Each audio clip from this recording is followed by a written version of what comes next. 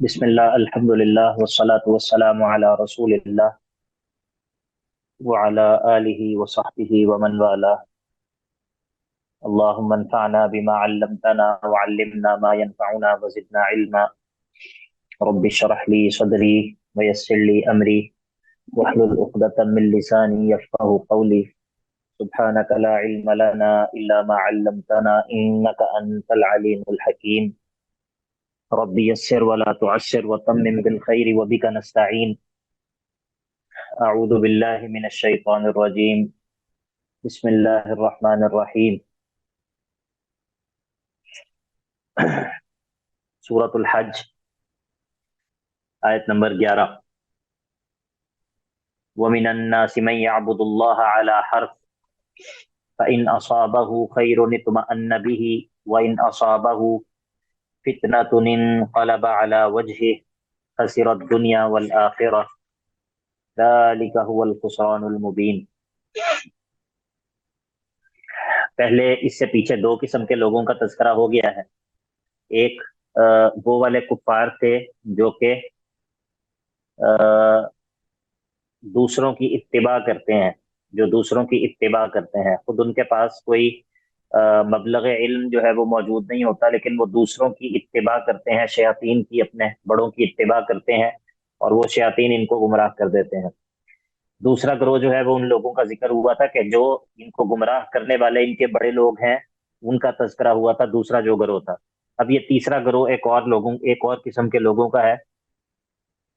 ये मुनाफिकीन है, मफाद परस्त लोग हैं, और ये दीन पर उस वक्त अमल करते हैं जब इनको दीन से कोई दुनियावी फायदा मिल रहा हो। अगर दीन के अंदर कोई दुनियावी फायदा या माली मफादात हासिल ना हो रहे हो, पूरे ना हो रहे हो, तो उस वक्त ये लोग क्या करते हैं, उस वक्त ये लोग दीन को छोड़ देते हैं। अल्लाह अकबर कबीरा। तो फरमाया कि वमिनन नासि मन यअबुदुल्लाह अला हर्फ, लोगों में से बाज वो हैं कि मन यअबुदुल्लाह, जो इबादत करते हैं अल्लाह की, अला हर्फिन, किनारे पर रहकर। हर्फ कहते हैं किनारे को। फ़इन असाबहु खैरुन, अगर उससे कोई फायदा पहुंचता है तो इत्मअन्न बिही, तो उस पर जो है वो मुतमईन हो जाता है, बिही, उस दीन के साथ मुतमईन रहता है, उस दीन पर मुतमईन रहता है। वइन असाबतहु फितना, और अगर उस पर कोई आजमाइश आ जाए तो इन कलब अला वजहिही, अपने चेहरे के बल फिर जाता है। मुराद यह है कि मुर्तद हो जाता है। तो खसीरत दुनिया वल आखिरह, इसने अपना दुनिया का भी नुकसान कर लिया और आखिरत का भी नुकसान कर लिया। ज़ालिका हुवल खुसरानुल मुबीन, और ये जो है वो खुल्लम खुला नुकसान है, घाटे का, खुला घाटे का सौदा है। ठीक है। तो खसीरत दुनिया वल आखिरह का मतलब यह है कि दुनिया में भी इसको मुसलमानों के अंदर भी इज्जत हासिल नहीं होती, मुसलमान भी इसका एतबार नहीं करते, और गैर मुस्लिम भी इस पर एतबार नहीं करते। और आखिरत के अंदर जो खसारा है वो तो बिल्कुल वाजे है कि आखिरत में जो है वो इसको कुछ भी, इसका हिस्सा आखिरत में नहीं है, चूंकि इसका जो ईमान है वो ईमान नहीं है कि जो ईमान मकबूल हो। अल्लाह अकबर।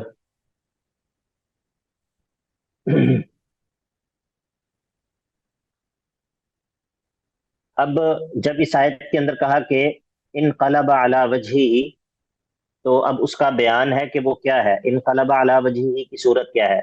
यहाँ पर अब शिर्क फी दुआ पर रद है। वो ये है कि यदउ मिन दूनिल्लाहि मा ला यदुर्रुहु व मा ला यनफअहु ज़ालिका हुवा द-दलालुल बईद।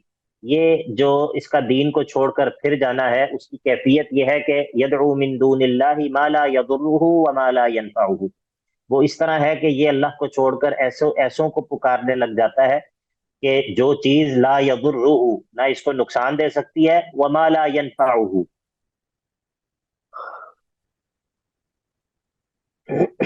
और ना ही इसको फायदा दे सकती है। ज़ालिका हुवा द-दलालुल बईद, और ये जो है ये ज़ालिका, ये चीज, क्या चीज, किस चीज का, किस चीज की तरफ इशारा है, क्या चीज। पर उनका अल्लाह को छोड़कर उन लोगों को पुकारना। ہاں غیر اللہ کو پکارنا. ذالک هو الضلال البعید. بسم اللہ.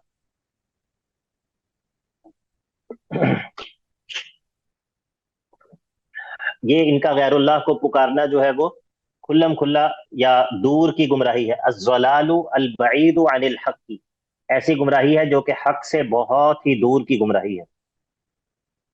اب دیکھیں یہ جو یدعو من دون اللہ جو ہے ما لا یضرہ وما لا ینفعہ، یہ کس کا بیان ہے؟ کیا بتایا میں نے، کس کا بیان ہے یہ؟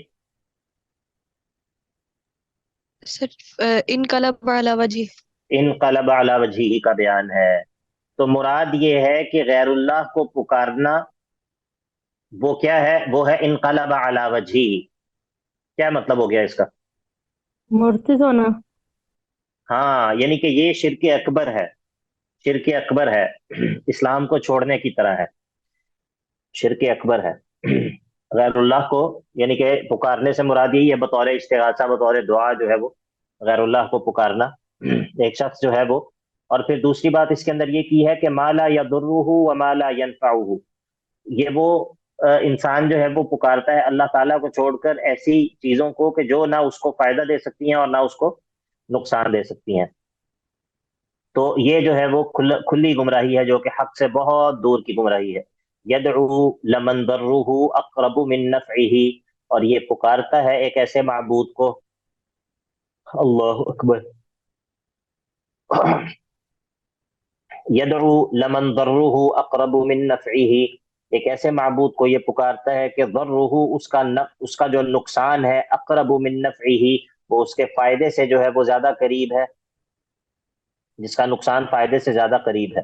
لبئس المولا ولبئس العشیر، کتنا برا یہ مددگار ہے اور یہ کتنا برا یہ ساتھی ہے. یعنی کہ یہ کتنا برا مددگار اور کتنا برا ساتھی ہے، یا پھر کتنا برا یہ معبود ہے اور کتنے برے اس کے ساتھی ہیں جو اس کے ساتھ مل کر اس معبود کو پکارتے ہیں. عشیر. اچھا جی. اب دیکھیں یہاں پر کہا کہ یدعو لمن ضرہ اقرب من نفعہ، یہ ایسی ذات کو پکارتے ہیں کہ جس کا نقصان جو ہے وہ اس کے نفع سے زیادہ قریب ہے. کیا مطلب ہے اس کا؟ گمراہی. اس سے نفع تو ممکن نہیں ہے کہ ہو، لیکن نقصان ضرور ہوگا. نقصان کیا ہوگا؟ یہی دنیا میں بھی اور آخرت میں بھی، مطلب دنیا میں وہ گمراہ ہوں گے اور آخرت میں پھر ان کو ہاں دیکھیں بات یہ عذاب ہے ملے کہ گا. ایک شخص جو ہے وہ غیر اللہ کو پکارتا ہے کہ میری یہ مشکل حل کر دے، ٹھیک ہے، میرا یہ مسئلہ حل کر دے، یا میں اس مصیبت میں ہوں، اس مصیبت سے مجھے نجات دے، یا مجھے جو ہے وہ اولاد کی حاجت ہے، مجھے اولاد دے دے، وغیرہ وغیرہ جو کچھ بھی ہے. اب یہ اس کی خواہش پوری ہوتی ہے یا نہیں ہوتی، یہ تو بات کی بات ہے. یہ تو بات کی بات ہے نا کہ اس کو بیٹا ملتا ہے یا نہیں ملتا، یا اس کا مسئلہ حل ہوتا ہے یا نہیں ہوتا، یہ تو بات کی بات ہے. لیکن ایک چیز جو کہ ہو گئی ہے وہ یہ ہے کہ اب یہ شخص مسلمان باقی نہیں رہ گیا، ٹھیک ہے. تو اس پکارنے سے اس کو نفع تو پتہ نہیں ہونا ہے یا نہیں ہونا، لیکن نقصان تو ہو گیا ہے. بات سمجھ آ گئی یا نہیں آ گئی؟ جی سر آگے. جی. جی اچھا جی. اللہ اکبر. سر یہ یہاں پر آپ نے یہ جو دوسرا میننگ کیا لبئس المولا و لبئس العشیر کا، کہ یعنی کتنا برا وہ معبود ہے جس کو پکارتے ہیں، لیکن جن کو پکارتے ہیں وہ خود تو یہ نہیں کہتے نا کہ ہمیں پکاریں، تو پھر ان کو برا کیوں کہا جا رہا ہے؟ نہیں، لیکن مددگار ہونے کے اعتبار سے مطلب کس قدر جی برا، یہ وصف ہے، وصف کی بات ہو رہی ہے نا، ظاہر ہے وہ اس ذات کی بات تو نہیں ہو رہی. جی ٹھیک. یعنی کہ یہ جی کتنا برا مددگار ہے کہ جس کا فائدہ کم ہے اور اس کا نقصان زیادہ ہے. ایسے مددگار کا کیا کرنا ہے؟ جی اب ایک اور قسم کے لوگوں کا تذکرہ ہے، ایک اور قسم کے لوگوں کا تذکرہ ہے. فرمایا ان اللہ يدخل الذین آمنوا وعملوا الصالحات جنات تجری من تحتها الانہار. ان اللہ يدخل الذین آمنوا، بے شک وہ لوگ، بے شک اللہ رب العزت داخل کر دے گا ان لوگوں کو کہ الذین آمنوا، وہ لوگ جو کہ ایمان لائیں گے، مراد ایمان شرعی ہے، وعملوا الصالحات، اور پھر وہ اس ایمان کے موافق عمل کریں گے، تو کہاں پر داخل کر دے گا؟ جناتن، ایسے باغات میں داخل کر دے گا کہ تجری من تحتها الانہار، کہ جن کے نیچے نہریں جو ہیں وہ بہ رہی ہوں گی۔ ان اللہ یفعل ما یرید، بے شک اللہ رب العزت جس کام کا ارادہ کر لیتا ہے وہ کام کر لیتا ہے، وہ کام کر گزرتا ہے۔ ان اللہ یفعل ما یرید، بے شک اللہ رب العزت جو ہے وہ جس چیز کا ارادہ فرما لیتا ہے وہ کام کر کے ہی رہتا ہے۔ اب یہاں پر جو ہے وہ لوگوں کی تقریباً 4 اقسام کا ذکر ہوا ہے۔ ان میں سے پہلی جو 3 اقسام ہیں وہ ہلاک ہونے والے لوگوں کی ہیں، اور آخری جو چوتھی قسم ہے وہ کامیاب ہونے والے لوگوں کی ہے۔ تو اب جو ہے وہ اللہ رب العزت ایک اور بات کا ذکر کرے گا، وہ یہ ہے کہ اگر کوئی شخص یہ سمجھتا ہے کہ اللہ رب العزت اپنے نبی کی مدد نہیں کرے گا، اگر کوئی شخص یہ سمجھتا ہے کہ اللہ رب العزت اپنے نبی کی مدد نہیں کرے گا، تو اس کے لیے اس کو ایک حل جو ہے وہ بتایا جائے گا۔ اس آیت کے اندر جو ہے وہ 2 بنیادی طور پر اقوال ہیں، ایک سیدنا جابر بن عبداللہ رضی اللہ تعالیٰ عنہ کا ہے، اور ایک جو ہے وہ عبداللہ بن عباس رضی اللہ تعالیٰ عنہ کا ہے۔ تو مراد یہ ہے کہ اللہ رب العزت فرماتا ہے کہ جو شخص یہ سمجھتا ہے کہ اللہ رب العزت اپنے نبی کی مدد نہیں کرے گا، اور اس کے دل میں جو غیظ و غضب اور اس کے دل میں جو غصہ ہے وہ اس کو یہ سمجھنے پر، اس کی جو جنجلاہٹ ہے وہ اس کو یہ سمجھنے پر مجبور کرتی ہے، یا وہ یہ خواہش کرتا ہے کہ اللہ رب العزت اپنے نبی کی مدد نہ کرے، تو اس کا حل یہی ہے کہ وہ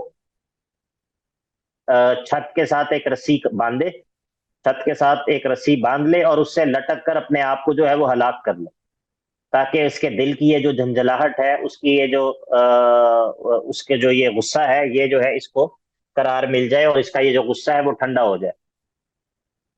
کیونکہ اللہ رب العزت نے تو اپنے نبی کی مدد کر کر ہی رہنا ہے، اللہ رب العزت نے اپنے نبی کی مدد کر کے ہی رہنا ہے۔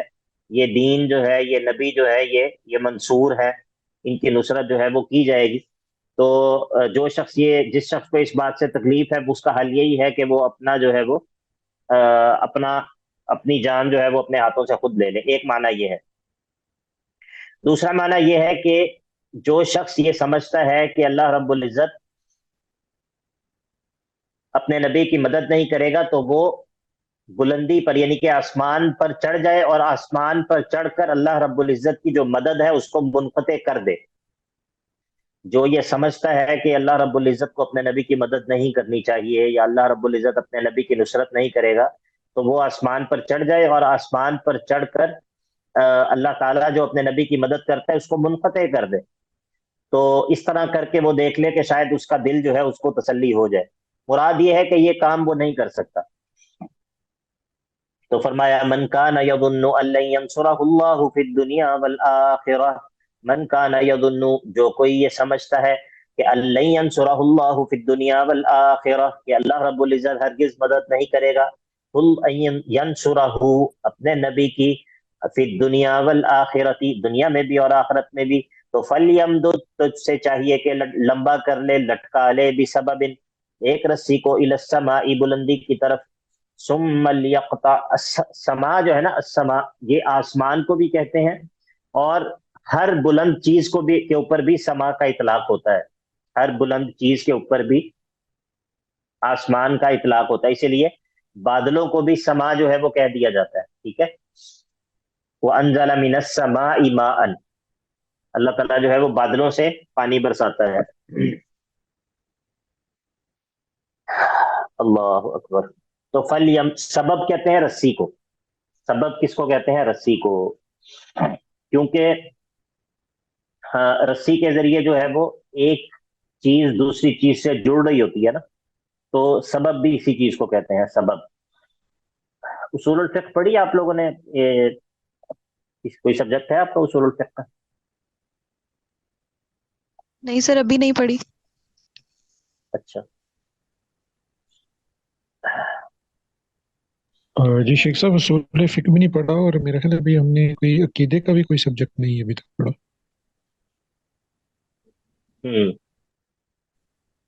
یہ جو اصول الفقہ ہے نا، اصول الفقہ، یہ ہمارے جو شرعی علوم ہیں، اسلامی علوم ہے، اسلامی شریعت کے جو علوم ہیں، ان میں یہ علم جو ہے یہ بہت ہی زیادہ اہم ہے، بہت ہی زیادہ اہم ہے.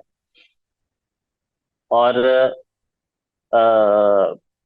بدقسمتی کی بات یہ ہے کہ ہمارے بہت سارے لوگ جو ہے نا وہ اس فن یا اس علم کی اس کا استخفاف کرتے ہیں، اس کو بلٹل کرتے ہیں، اس کا استحقار کرتے ہیں، اس کو چھوٹا جانتے ہیں، کم تر جانتے ہیں. حالانکہ یہ جو ہے وہ انتہائی انتہائی اہم علم ہے.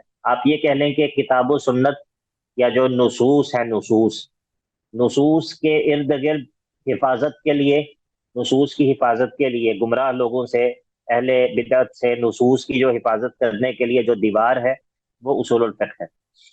ٹھیک ہے. اسی لیے علم الاصول، اصول الفقہ کے اندر جو مہارت ہے اس کو حاصل کرنے کی کوشش کرنی چاہیے. طالب علم جو ہے وہ اس سے مستغنی نہیں رہ سکتا.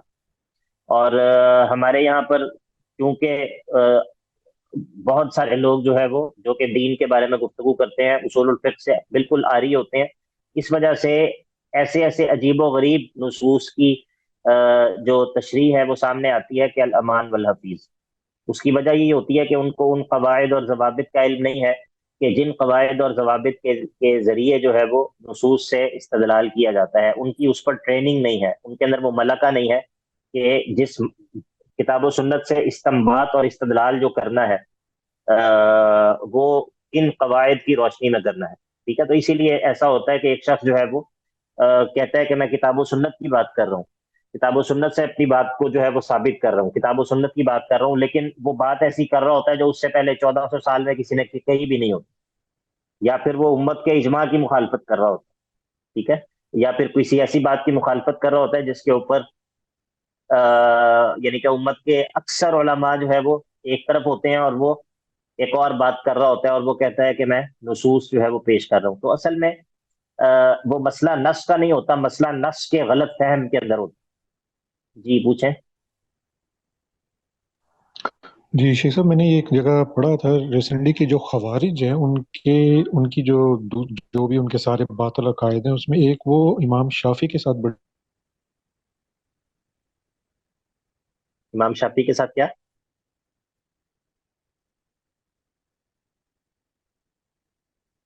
آواز کٹ گئی ہے. امام شافی کے ساتھ کیا ہوا؟ انہوں نے ایک طریقہ بتا دیا تھا کہ آپ اپنی خود کی مرضی کے ساتھ اس کی تعبیرات نہیں کر سکتے. تو خوارج کی ان کے ساتھ بڑی سخت دشمنی، اور جس کی وجہ سے وہ اپنی مرضی کی تعبیرات کرتے رہے بیٹھے. ظاہر ہے بالکل آپ صحیح کہہ رہے ہیں کہ خوارج کی بھی جو گمراہی ہے وہ یعنی کہ وہ ایسا نہیں تھا کہ وہ قرآن کو نہیں مانتے تھے، وہ تو قرآن اتنا زیادہ پڑھتے تھے کہ جس کا تذکرہ احادیث کے اندر بھی موجود ہے. تو اصل جو مسئلہ تھا وہ فہم اور استدلال کا مسئلہ تھا. تو اسی لیے جو استدلال کو منضبط کرتا ہے، استدلال کو جو علم ایک قواعد اور ضوابط کے اندر لے کر آتا ہے وہ اصول الفقہ ہے. ٹھیک ہے. اچھا جی، یہ سبب ہے نا، اصول الفقہ کے اندر سبب ہوتا ہے، سبب، علت اور سبب. تو اسی لیے اس سے میرا ذہن اس طرف چلا گیا.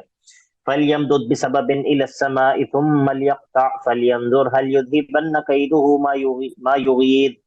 تو فَلْيَمْدُدْ بِسَبَبٍ إِلَى السَّمَاءِ، وہ ایک رسی تان لے آسمان کی طرف، اور ثُمَّ لْيَقْطَعْ، پھر وہ کاٹ دے، یا تو اس مدد کو یا پھر یہ ہے کہ اس رسی کو. تو فَلْيَنظُرْ هَلْ يُذْهِبَنَّ كَيْدُهُ مَا يَغِيظُ، پھر وہ دیکھ لے کہ کیا اس کی یہ تدبیر جو ہے وہ اس کی جس جھنجھلاہٹ کو دور کر سکتی ہے یا نہیں کر سکتی، دیکھ لے کہ اس کو اس کا کوئی فائدہ ہوتا ہے یا نہیں ہوتا. وَكَذَلِكَ أَنزَلْنَاهُ آيَاتٍ بَيِّنَاتٍ، اور اسی طرح اللہ رب العزت جو ہے وہ واضح اور روشن آیات کو نازل کرتا ہے. وَأَنَّ اللَّهَ يَهْدِي مَن يُرِيدُ، اور اللہ رب العزت جو ہے وہ ہدایت دیتا ہے جس کو بھی وہ چاہتا ہے، اس کی وہ رہنمائی کر دیتا ہے، اس کو ہدایت جو ہے وہ دے دیتا ہے. ان الذين آمنوا والذين هادوا والصابئین والنصارى والمجوس والذین اشرکوا ان اللہ یفصل بینہم یوم القیامۃ ان اللہ علی کل شیء شہید ان الذین آمنوا بے شک وہ لوگ جو ایمان والے ہیں، والذین ہادوا اور وہ لوگ جو یہودی ہیں، والصابئین اور جو صابی ہیں ستارہ پرست، والنصارى اور جو عیسائی ہیں، والمجوس اور جو مجوسی ہیں۔